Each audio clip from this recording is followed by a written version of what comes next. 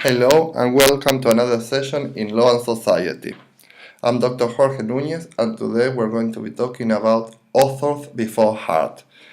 When I mean Hart, I'm talking about H.L.Al. Hart, the author of the concept of law, one of the most important legal theorists in the last century. As we already introduced in our previous session, there can be many definitions of law. In fact, law is one of the many normative systems that have to do with any society. Remember, we talk about religion, morality, etiquette, and also law. But what is the distinctive feature in order to define law?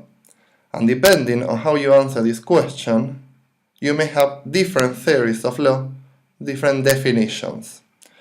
Today we are going to be dealing with imperative theories of law, also called command theory of law.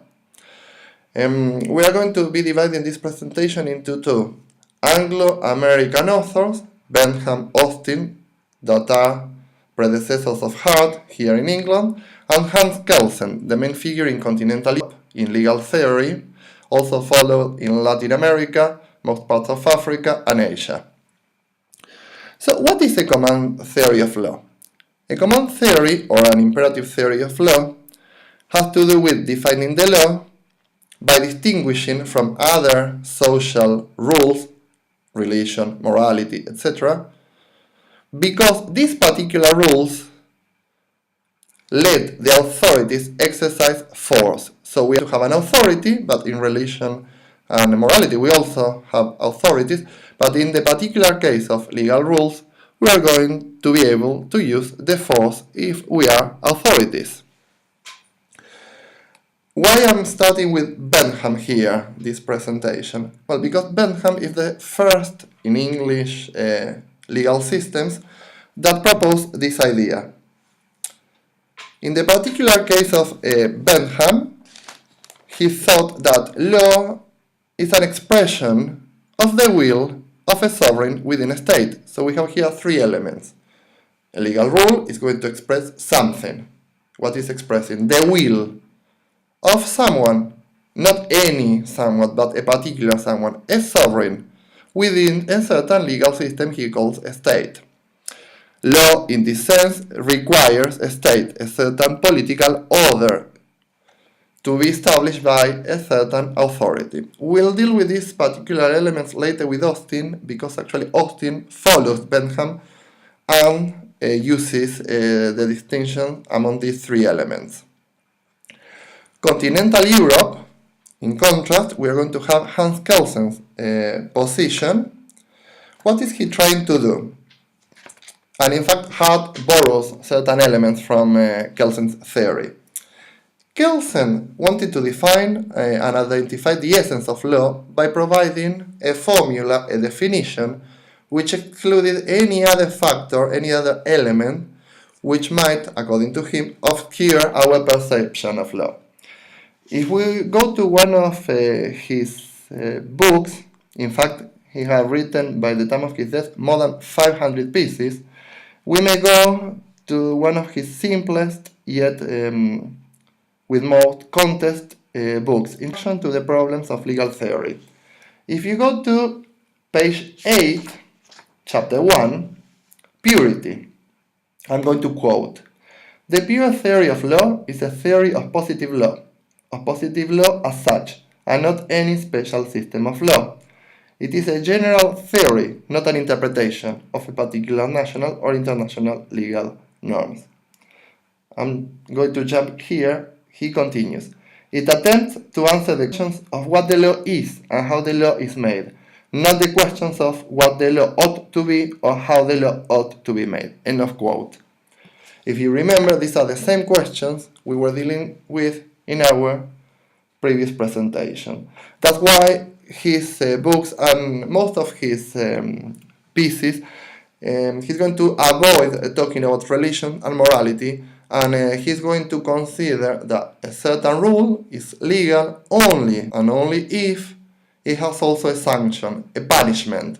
So if that particular rule doesn't have a punishment, a sanction, it may be something else, a moral rule, a religious rule, etiquette rule. However, for Kelsen, it's not going to be a legal rule. We're going to focus now on John Austin. Why John Austin, you may ask? Again, the preeminent figure in legal theory, I will say for, 60, 70 years, has been H.L.Al.Hart. H.L.Al.Hart started by arguing against John Austin's theory, and he's going to also borrow some elements from Kelsen's theory. So that's why, being in England, I'm going to deal with Austin first in order for you to understand why certain elements are going to be present in H.L.Al.Hart theory. For John Austin, there was a distinction to be made between analytical jurisprudence and normative jurisprudence. For analytical jurisprudence, he's going to understand that we look at the basic facts of the law, its origin, existence, concepts, etc. However, for normative jurisprudence, he's going to understand that we are going to be involved with the question of goodness or badness of the existing law. Again, if you remember, similar to our previous presentation. One thing is to ask what is law, ontology, another thing is to ask when law is good or bad, axiology. He's going to consider that, like Bentham, the existence of law had to do with the same issues, with three main elements: sovereignty, power, and sanctions.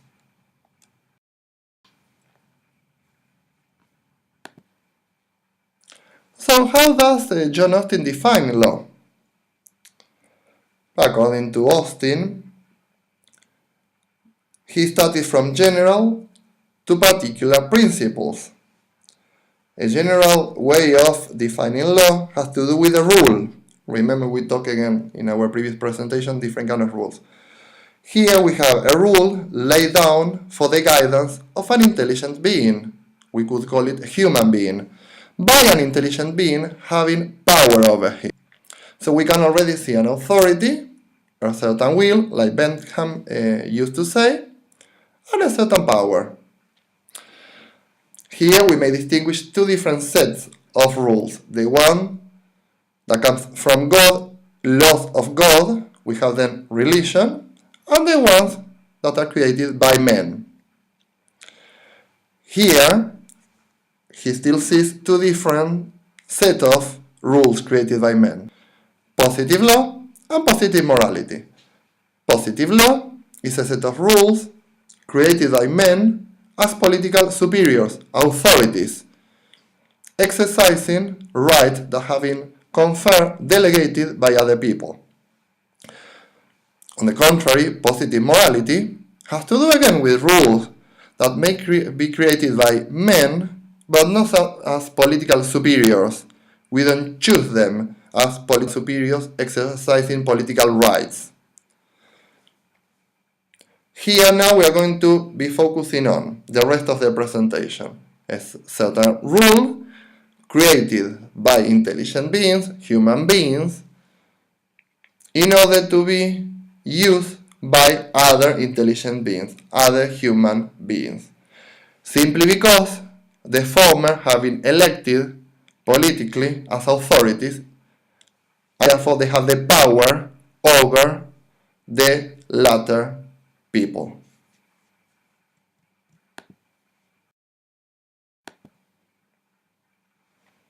Note that we are mainly related to positive law. We have Austin's complete definition of what he thinks law is. It is, as we said, a rule, a command given by a superior to an inferior, but this is still not enough because this may be confused with religion and morality. He's going to be dealing, like Bentham, with three elements: sovereign, command, and sanction. If you read the definition here on this screen, you'll see these three elements. If a determinate human superior, which means the sovereign, the authority, not in the habit of obedience to a like superior, receives habitual obedience from the bulk of a given society, that determinant and superior is sovereign in that society, and that society, including the superior, is a society political and independent. So we have someone that has the power to say what's law, that someone is habitually followed, his commands are expressions of desires, are orders, and if we don't follow those commands, we may be sanctioned. We'll see now in the next slide each element, and we'll focus on one at a time.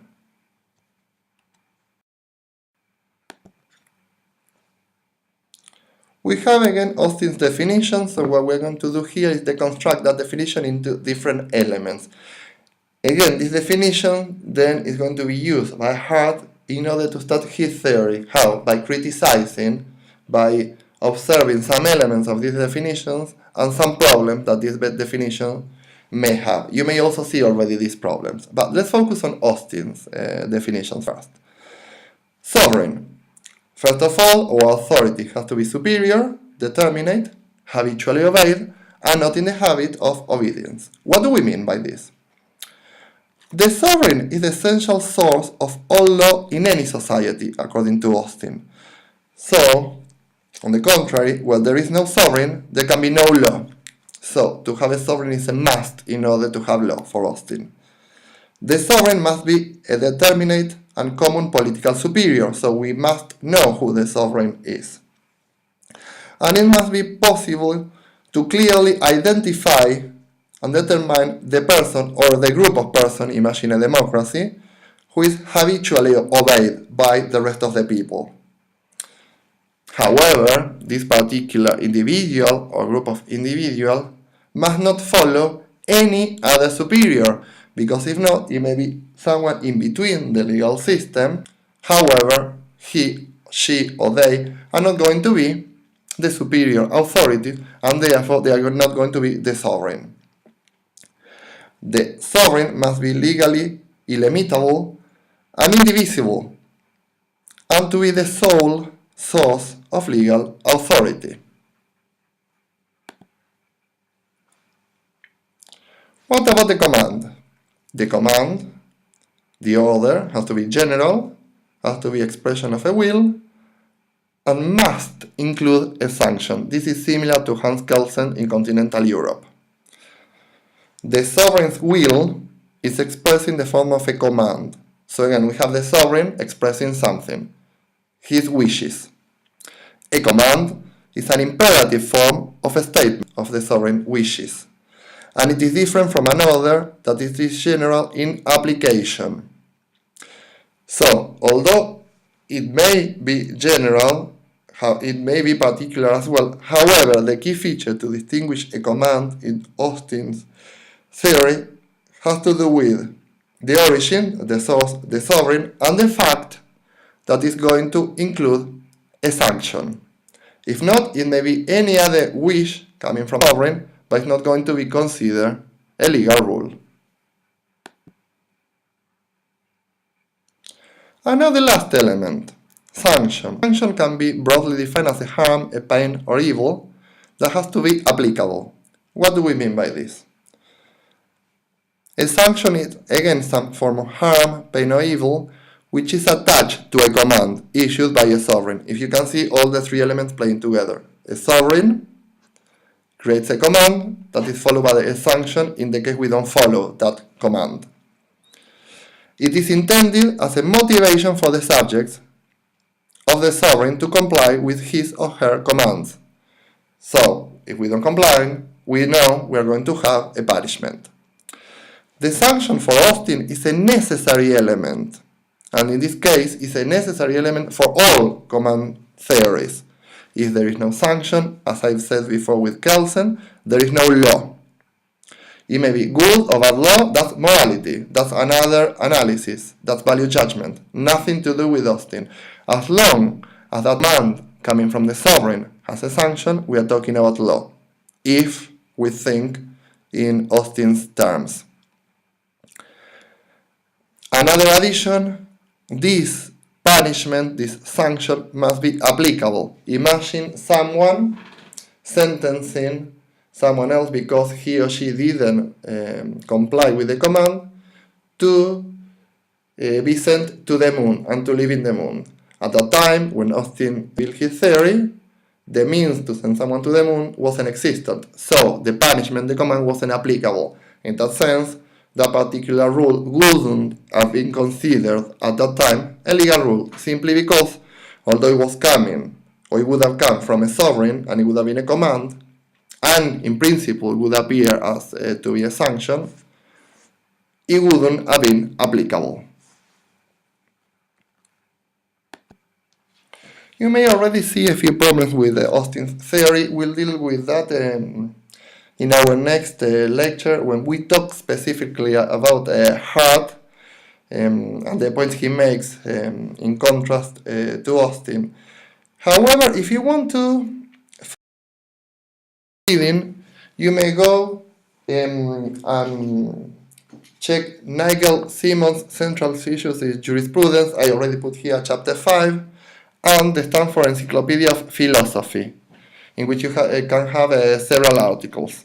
If you do have any questions, please feel free to contact me on j.nunes@mmu.ac.uk. That is j.nunes.ac.uk. See you in our next lecture when we'll be talking about Hart. Thank you very much.